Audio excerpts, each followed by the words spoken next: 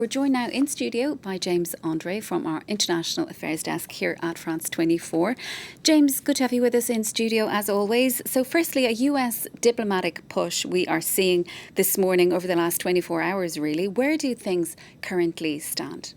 Well, for now, the Americans have not managed to make any advances when it comes to the diplomatic situation, have not managed to convince the junta of stepping down. Very clearly, Victoria Nuland, who visited Niamey, was not allowed to meet with Abdulrahman Tiani, who is the strongman in the country at the moment, nor was she allowed to meet President Bazoum. And basically, she was allowed to speak to General Bazoum, who is the current chief of staff in the Nigerian army. And, she said that she had spoken to him, but that basically, and I quote, that it was difficult and that the junta is quite firm in its will to proceed and that it is not going to go by the Niger's constitution. Now, what did she did say also is that it was a pretty tough discussion, but apparently General Darmou, she reported, knows very well and full well about U.S. Niger cooperation when it comes to the military situation, because he's himself former Niger Special Forces, and also she did precise that she had indeed told General Barmou about the dangers of siding with Russia and Wagner. And coup leaders then separately, they appear to be sticking to their guns. They've named a new prime minister, for example. Absolutely, they have named a new prime minister. His name is Mohamed Zaine. He was the finance minister under Mamadou Tanja between 2002 and 2010.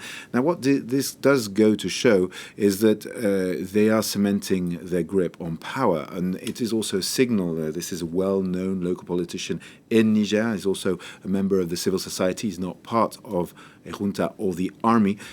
So, indeed, they're trying to send a message that they are creating a government around them. This, of course, at a time when there is this massive diplomatic push to try and indeed get them to step down. Now, we're talking about the US push. Now, there's also ECOWAS that has put a military option on the table, as we know, with this ultimatum that has come to an end on Sunday, and the Americans pushing. Now it appears that ECOWAS, who is preparing a delegation to visit Niamey in days to come, potentially before Thursday, because Thursday there is a summit between the heads of state to decide what the next step will be.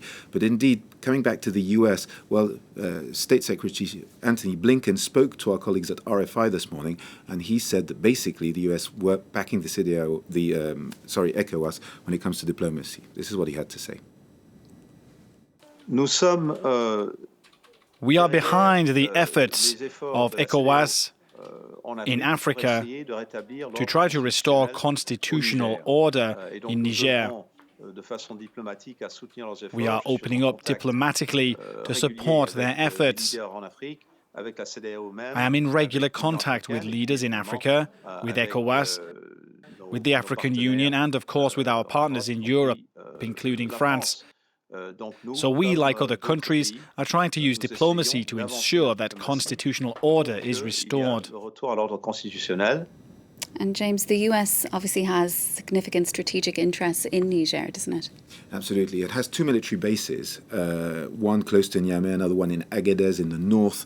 They use these bases to launch drones in order to strike jihadi movements in the Sahel. There's also, according to the New York Times, a CIA base in the north of the country in a place named Dirkou, and that base is used to monitor these groups also across the border in Libya. So this is very much an important hub for the United States in its battle against terrorist groups in the Sahel. So, of course, one of the things that's at stake here is, of course, the possibility for the Americans and also the French to continue to have these forces. The Americans got 1,100 soldiers, the French 1,500 soldiers. And obviously, these two powers would like to stay for many strategic reasons. The question is how things will go in the future. Antony Blinken was asked that question by our colleagues in RFI, and he says for now there is no question of this force leaving. We'll have to see, of course, how the situation unfolds in the days to come. Okay, James, thank you so much for that. That is James André joining us from our International Affairs Desk here at France 24.